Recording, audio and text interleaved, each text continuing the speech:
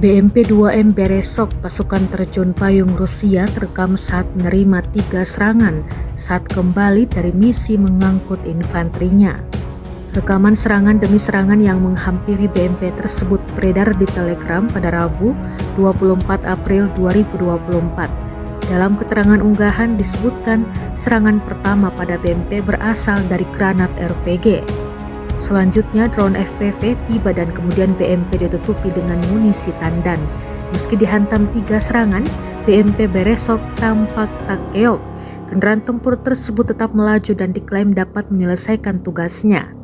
Alhasil tugas berhasil diselesaikan, kendaraan tempur infanteri telah kembali ke tujuannya, jelas militer Rusia. Diketahui pula perang Rusia-Ukraina memasuki hari ke-792 pada Kamis 25 April 2024.